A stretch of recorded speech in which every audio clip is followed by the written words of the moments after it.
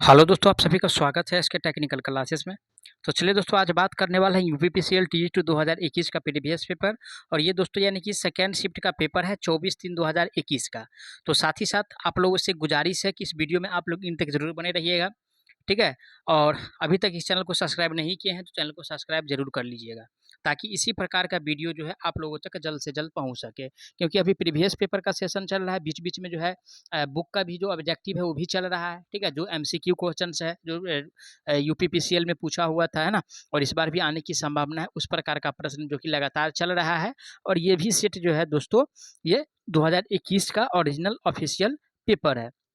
तो चलिए, आज का सबसे पहला प्रश्न दिया है, किसी एसी सर्किट में प्रतिक्रियाशील शक्ति, ठीक है। तो प्रतिक्रियाशील का मतलब क्या, यानी कि रिएक्टिव पावर, ठीक है। क्या हुआ, यानी कि रिएक्टिव पावर हुआ।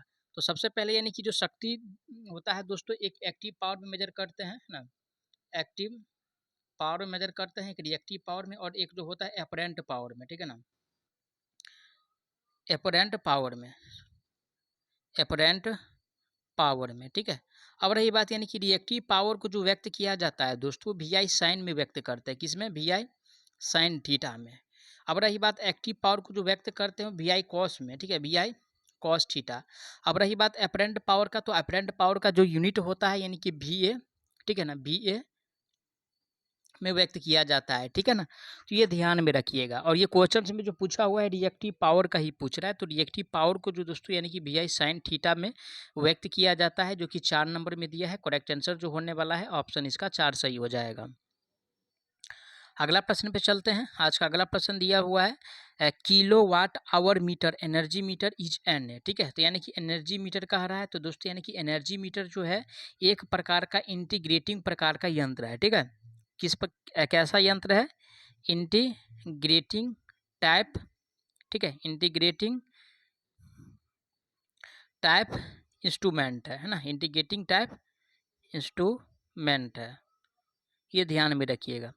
और रही बात जैसे कि वोल्ट मीटर होता है, ठीक है, वोल्ट मीटर होता है या एमीटर होता है, ठीक है, ये सब दोस्तों यानी कि इंडिकेटिंग टाइप है। क्या है, इंडिकेटिंग टाइप है, इससे भी क्वेश्चंस बनता है, ठीक है ना। इंडिकेटिंग टाइप से, उसके बाद जो इंटीग्रेटिंग टाइप से और रिकॉर्डिंग टाइप से, इस तीनों से जो है प्रश्न एग्जाम में बनता ही बनता है। तो आप लोग इसको जरूर जो है अच्छा से ध्यान में रखिएगा। तो ऑप्शन जो दिया हुआ है इंटीग्रेटिंग टाइप, वो सी में दिया हुआ है, कहने का मतलब 3 नंबर में दिया है। राइट आंसर इसका 3 सही हो जाएगा, ठीक है ना। अगला प्रश्न पे चलते हैं। आज का अगला प्रश्न क्या है उस पर बात करते हैं। आज का अगला प्रश्न दिया हुआ है कि ड्रम स्विच का उपयोग डैश में किया जाता है। कौन सा स्विच भाई, तो ड्रम स्विच, है ना। और ड्रम स्विच का जो मेनली प्रयोग किया जाता है, ठीक है, ये सजावटी प्रकाश व्यवस्था में प्रयोग करते हैं। किसमें, सजावटी प्रकाश व्यवस्था में प्रयोग किया जाता है, सजावटी प्रकाश व्यवस्था में प्रयोग किया जाता है। ऑप्शन किस में दिया है, सजावटी प्रकाश व्यवस्था। तो ए में जो कह रहा है दोस्तों बगीचे में, तो बगीचे में ना इसका प्रयोग करते हैं, ना सड़क के प्रकाश व्यवस्था में प्रयोग किया जाता है। और सीडी के प्रकाश व्यवस्था में जो प्रयोग करते हैं वो टू वे स्विच का प्रयोग करते हैं, ठीक है ना, टू वे स्विच का प्रयोग करते हैं सीडी कक्ष में।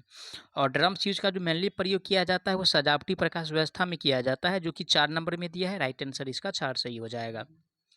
अगला प्रश्न पे चलते हैं। आज का अगला प्रश्न दिया हुआ है, किस ट्रांसफार्मर में ब्रीदरों का उपयोग डैश के लिए किया जाता है, ठीक है। देखिए दोस्तों, ट्रांसफार्मर में जो मेनली ब्रीदर का जो प्रयोग किया जाता है, ठीक है, हवा में जो नमी होता है, ठीक है ना, हवा में जो नमी होता है ना, हवा में जो नमी होता है उसको क्या करता है, उसको सोख जाता है ना, उसको जो है सोख जाता है, यानी कि नमी को क्या करता है, वो कम कर देता है। तो इसीलिए इसका प्रयोग ही किया जाता है। नमी को ये क्या करता है, हवा में जो भी नमी रहता है उसको एब्जर्व कर लेता है ये। तो ऑप्शन ए में दिया है, हवा से नमी खींचने के लिए इसका प्रयोग किया जाता है। करेक्ट आंसर जो होगा इसका 1 सही हो जाएगा, ठीक है ना। चलिए आगे बढ़ते हैं। अगला प्रश्न आज का दिया हुआ है, क्वेश्चंस में कह रहा है कि निम्नलिखित में से कौन कम रख रखाव वाला मोटर है, ठीक है। तो यानी कि जो सबसे कम रख रखाव वाला मोटर होता है वो इंडक्शन मोटर होता है। कौन सा मोटर होता है, इंडक्शन मोटर होता है। ऑप्शन किस में दिया हुआ है, इंडक्शन मोटर। तो ऑप्शन जो दिया हुआ है ए में तो कह रहा है डीसी मोटर तो नहीं होता है, ये बी में दिया हुआ है प्रेरण मोटर, यानी कि इंडक्शन मोटर। करेक्ट आंसर जो होगा इसका तो सही हो जाएगा। अगला प्रश्न पे चलते हैं। आज का अगला प्रश्न दिया है कि प्रतिरोधक क्षमता की ऐसा यूनिट क्या है, किसका, तो प्रतिरोधक का कहा रहा है। ठीक है, तो प्रतिरोधक क्षमता का जो ऐसा यूनिट होता है ओम होता है। अब रही बात वोल्टेज जो दिया हुआ है, हर्ट्ज जो दिया हुआ है और एम्पियर जो दिया हुआ है, तो ये तो धारा का यूनिट है। ठीक है, ये जो है फ्रीक्वेंसी का यूनिट है और ये जो है दोस्तों विभवांतर। ठीक है, तो ये सब ध्यान में रखिएगा क्योंकि इससे भी क्वेश्चन एग्जाम में बनता है। ठीक है ना। तो अगला प्रश्न पे चलते हैं। आज का अगला प्रश्न जो दिया हुआ है क्लिप ऑन मीटर डैश है। ठीक है, कौन सा, तो क्लिप ऑन मीटर। तो देखिए दोस्तों, यानी कि क्लिप ऑन मीटर जो है एक सीटी है। ठीक है, सीटी का मतलब करंट ट्रांसफार्मर। ठीक है ना, और पीटी का मतलब होता है पोटेंशियल ट्रांसफार्मर। कौन सा ट्रांसफार्मर, पोटेंशियल ट्रांसफार्मर। पीटी का मतलब पोटेंशियल ट्रांसफार्मर और सीटी का मतलब करंट ट्रांसफार्मर। ठीक है ना, पीटी जो है दोस्तों ये स्टेप डाउन ट्रांसफार्मर होता है। ठीक है, और सीटी जो होता है वो स्टेप अप ट्रांसफार्मर होता है। ये ध्यान में देखिएगा, क्वेश्चन इससे भी बनता है। तो राइट आंसर जो होगा इसका करंट ट्रांसफार्मर, 4 नंबर इसका सही हो जाएगा। ठीक है ना। अगला प्रश्न पे चलते हैं। आज का अगला प्रश्न दिया है एलटी और एचटी लाइन पर काम करने वाले इलेक्ट्रिशियन के पास डैश होना चाहिए। ठीक है, और एलटी और एसटी का मतलब क्या हुआ। ठीक है, देखिए एलटी का मतलब लो टेंशन, लो टेंशन। ठीक है, लो टेंशन, और एचटी का मतलब हो गया हाई टेंशन, हाई टेंशन। तो इस दोनों पे जो व्यक्ति काम करता है, लो टेंशन पर भी और हाई टेंशन पर भी, तो उसके पास दोस्तों वायरमैन, ठीक है ना, वायरमैन प्रमाण पत्र, ठीक है, वायरमैन प्रमाण पत्र होना चाहिए। ठीक है ना, उसका आधार कार्ड से ज़रूरी है, ना ड्राइविंग लाइसेंस से ज़रूरी है, ना राशन कार्ड से ज़रूरी है। लेकिन वायरमैन जो प्रमाण पत्र है ये 100% कंपलसरी है कि इसके पास होना ही चाहिए। ठीक है, इसके पास होना ही चाहिए, तो ये ध्यान में रखिएगा। अगला प्रश्न पे चलते हैं। आज का अगला प्रश्न दिया हुआ है, क्वेश्चन में कह रहा है किसी पावर वायरिंग प्रणाली में तांबा वाले कंडक्टर का अधिकतम आकार डैश से कम नहीं होना चाहिए। क्या पूछ रहा है भाई, तो तांबा वाला पूछ रहा है, यानी कि कॉपर वाला पूछ रहा है। ठीक है, तो एक कॉपर का होता है, एक एल्युमिनियम का होता है, एक कॉपर का होता है, एक एल्युमिनियम का होता है और एक यानी कि जीआई का होता है। ठीक है ना, तो चलिए देखिए, कॉपर का जो होता है 1.5 mm का होता है। ठीक है, और जीआई का जो होता है इसका भी 1.5 mm² होता है, और एल्युमिनियम का जो होता है दोस्तों, ठीक है ना, इसका जो होता है ये 2.25 mm² का होता है। तो ये ध्यान में रखिएगा, इससे क्वेश्चंस बार बार बनता है और यहाँ पे 3-4 क्वेश्चंस जो है निकल के आ रहा है। अब रही बात जो कॉपर का पूछा है, तो कॉपर का जो होता है वो 1.5 mm² होता है। ए में दिया है, राइट आंसर इसका ए सही हो जाएगा। आगे बढ़ता है नेक्स्ट क्वेश्चंस पे। अगला प्रश्न आज का दिया हुआ है in an AC circuit the total resistance is equal. ठीक है, तो टोटल रेसिस्टेंस दोस्तों एसी सर्किट में जो होता है उसको इम्पीडेंस कहते हैं। क्या कहते हैं, इम्पीडेंस कहा जाता है। ऑप्शन किस में दिया हुआ है, इम्पीडेंस। तो ये जो दिया हुआ है दोस्तों 2 में दिया हुआ है। ठीक है ना, करेक्ट आंसर जो होगा इसका 2 सही हो जाएगा। अगला प्रश्न पे चलते हैं। आज का अगला प्रश्न दिया है कि किस पावर सब सर्किट में अधिकतम भार डैश से ज़्यादा नहीं होना चाहिए। तो देखिए दोस्तों, यहाँ पे 2 क्वेश्चंस यहाँ से बनता है। एक पावर सर्किट, ठीक है, जो एक फैन एंड लाइट वाला होता है, जिसका जो टोटल वाट की अगर बात किया जाए, ठीक है, तो 800 वाट होता है। ठीक है ना, 800 वाट होता है और 10 पॉइंट मेनली उसमें यूज किया जाता है लाइट एंड फैन वाला में। और इसमें दोस्तों यानी कि पावर सब सर्किट में जो यूज होता है दोस्तों ये 3000 वाट। ठीक है ना, 3000 वाट तक यूज कर सकते हैं और ओनली फॉर 2 ही पॉइंट इसमें होता है। ये भी ध्यान में रखिएगा, कभी काल पॉइंट से भी क्वेश्चन बन जाता है और ये तो हमेशा बनता ही है इससे क्वेश्चंस। तो 3000 वाट जो दिया हुआ है ऑप्शन 1 में दिया हुआ है, करेक्ट आंसर जो होगा इसका 1 सही हो जाएगा। ठीक है, अगला प्रश्न पे चलते हैं। आज का अगला प्रश्न दिया हुआ है कि बखोल्ज रिले, ठीक है, का उपयोग आमतौर पर उपकरण की सुरक्षा के रूप में डैश के लिए किया जाता है। तो देखिए दोस्तों, यानी कि बखोल्ज रिले जो ट्रांसफार्मर में प्रयोग किया जाता है ये आंतरिक फॉल्ट से सुरक्षा प्रदान करता है। ये भी ध्यान में रखिएगा। ठीक है ना, आंतरिक फॉल्ट से, ठीक है, आंतरिक फॉल्ट से आंतरिक फॉल्ट से सुरक्षा प्रदान करता है, ठीक है ना, आंतरिक फॉल्ट से सुरक्षा प्रदान करता है। अब दोस्तों यानी कि इसका जो प्रयोग किया जाता है वो ट्रांसफार्मर में किया जाता है। ऑप्शन ए में दिया है ट्रांसफार्मर, यानी कि एक में दिया है, राइट आंसर इसका एक सही हो जाएगा, ठीक है।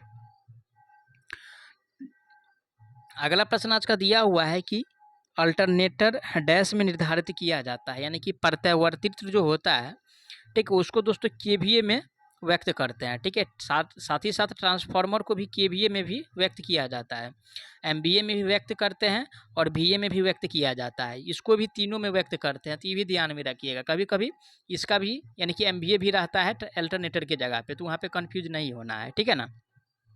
एचपी जो होता है मोटर का होता है, एनर्जी मीटर किलो वाट जो घंटा होता है एनर्जी मीटर का होता है, ठीक है ना। और किलो वाट जो होता है दोस्तों यानी कि जनरेटर का होता है, ठीक है। चलिए आगे बढ़ते हैं। अगला प्रश्न आज का दिया, इंडक्शन मोटर में तुल्यकालिक गति और वास्तविक गति के बीच के अंतर को डैश कहा जाता है, ठीक है। तो कहने का मतलब यानी कि एनएस और माइनस एनआर, ठीक है, इसको जो कहा जाता है स्लिप कहा जाता है, ठीक है। और हिंदी में इसको अगर बोलेंगे तो विचलन फिसलन कहा जाता है, ठीक है ना। तो इससे यानी कि कन्फ्यूज नहीं होना है, विचलन फिसलन ये निमी वर्ड है। तो करेक्ट आंसर जो होगा ऑप्शन इसका 2 सही हो जाएगा, क्योंकि 2 में जो दिया हुआ है स्लिप दिया हुआ है, ठीक है। अगला प्रश्न पे चलते हैं। आज का अगला प्रश्न दिया हुआ है कि अधिकांश सिंगल फेज वाले मोटर में आमतौर पर किस प्रकार की वाइंडिंग का उपयोग किया जाता है। देखिए दोस्तों यानी कि सिंगल फेज मोटर में जो वाइंडिंग होता है ना, सिंगल फेज में दोस्तों वाइंडिंग जो होता है कॉन्सेंट्रिक वाइंडिंग होता है, ठीक है। कॉन्सेंट्रिक वाइंडिंग का प्रयोग किया जाता है, ठीक है ना, कॉन्सेंट्रिक वाइंडिंग का प्रयोग किया जाता है। ऑप्शन 3 नंबर में दिया है, करेक्ट आंसर इसका जो होगा 3 से नहीं होने वाला है, ठीक है ना। चलिए अगला प्रश्न आज का दिया हुआ है, क्वेश्चंस में कह रहा है कि पोटेंशियल ट्रांसफार्मर एक डैश होता है, ठीक है। तो देखिए दोस्तों इससे पहले भी यानी कि बात किए थे पीटी पे और साथ ही साथ यानी कि सीटी पे। तो पीटी जो होता है दोस्तों स्टेप डाउन होता है, ठीक है ना, स्टेप डाउन ट्रांसफार्मर होता है। और सीटी जो होता है वो स्टेप अप ट्रांसफार्मर होता है। ये भी ध्यान में रखिएगा, इस दोनों से क्वेश्चंस बहुत ज़्यादा बनता है, ठीक है ना। तो स्टेप डाउन ट्रांसफार्मर जो दिया हुआ है वो 3 नंबर में दिया है, करेक्ट आंसर जो होगा इसका 3 सही होने वाला है, ठीक है ना। अब चलिए अगला प्रश्न आज का दिया हुआ है, कौन सा दोलक ज़्यादा स्थिर रहता है, ठीक है, यानी कि ऐसा कौन सा दोलक है जो बहुत ज़्यादा वो स्थिर होता है। तो सबसे ज़्यादा जो दोस्तों यानी कि जो स्थिर होता है दोलन, है ना, दोलन जो सबसे ज़्यादा स्थिर होता है वो क्रिस्टल कंट्रोल ऑसिलेटर होता है, ठीक है ना, क्रिस्टल कंट्रोल, ठीक है, कंट्रोलेड ऑसिलेटर होता है, जो कि ऑप्शन 2 में दिया है। राइट आंसर की बात किया जाए तो इसका 2 सही होने वाला है। अगला प्रश्न पे चलेंगे। आज का अगला प्रश्न दिया है कि छुपाई गई या वाहिका नली डक्ट वायरिंग को डैश भी कहा जाता है, ठीक है। जो जैसे कि यानी कि पहले क्या होता था, यानी कि दीवाल, और दीवाल में क्या करते थे, तो यानी कि झिरी काटा जाता था, ठीक है। झिरी का मतलब यानी कि होल किया जाता था अकॉर्डिंग टू जो पाइप होता था, यानी कि पाइप का जो व्यास है उसके हिसाब से, ठीक है ना। तो इस प्रकार से जो होता है वो तो दीवार में होता है, लेकिन यानी कि जो वायरिंग होता है दोस्तों वो भूमि में भी किया जाता है। पहले क्या होता है, गड्ढा किया जाता है और गड्ढा करने के बाद उसको यानी कि जो चालक पदार्थ होता है, जो कंडक्टर होता है, उसको रख करके केबल जो है बिछाया जाता है। तो यानी कि भूमि प्रणाली वाली वायरिंग होती है, जो कि ऑप्शन 2 में दिया है। राइट आंसर इसका 2 सही हो जाएगा। और इस पर जो बात जो कर रहे थे ये कंसील्ड कंडक्ट वाइंडिंग है, ठीक है ना, कंसील्ड कंडक्ट वाइंडिंग का है, ठीक है। अगला प्रश्न पे चलते हैं। आज का अगला प्रश्न दिया हुआ है कि विद्युत कार्य के लिए किस प्रकार के जूते का उपयोग किया जाता है। तो ठीक है, तो विद्युत कार्य के लिए जो जूता उपयोग किया जाता है, ठीक है, मोटा तो होता ही है ना, मोटा तो होता ही है, साथ ही साथ यानी कि रबर वाला होना चाहिए, ठीक है, रबर वाला होना चाहिए। 2 नंबर में दिया है, करेक्ट आंसर इसका 2 सही हो जाएगा। तो चलिए दोस्तों, जो बाकी प्रश्न बचा हुआ है नेक्स्ट वीडियो में देखेंगे। तो आप लोगों से गुजारिश है, प्लीज़ आप लोगों के लिए इतना मेहनत करते हैं किसी प्रकार से टाइम निकाल करके, तो आप लोगों का भी कुछ फ़र्ज बनता है। चैनल को ज़्यादा से ज़्यादा सब्सक्राइब करें, वीडियो को ज़्यादा से ज़्यादा शेयर करें। और आप लोगों के लिए एक आवश्यक सूचना है कि दोस्तों यानी कि TE2 का एग्ज़ाम डेट जो आएगा, तो उससे पहले टेक्स्ट सीरीज लॉन्च करूँगा और उसमें जो है दोस्तों वो एक्सेप्टेड क्वेश्चंस भी होगा और कुछ प्रीवियस पेपर भी होगा। तो प्रत्येक सेट है ना, लगभग जो है 40 से 50 सेट वहाँ पे कराएंगे। तो आप लोग उस टेस्ट को ज़रूर दीजिएगा, है ना। कुछ चार्जेज रहेगा तो आप लोग उसको जो है पेमेंट करके, बहुत कम चार्ज रहेगा, इतना कम चार्ज रहेगा कि आप लोग सोच भी नहीं सकते हैं, है ना। और प्रत्येक चैप्टर का जितना एमसीक्यू होगा सभी को जो है आप लोगों के बीच रखा जाएगा। तो चलिए मिलते हैं नेक्स्ट पार्ट में, तब तक के लिए जय हिंद।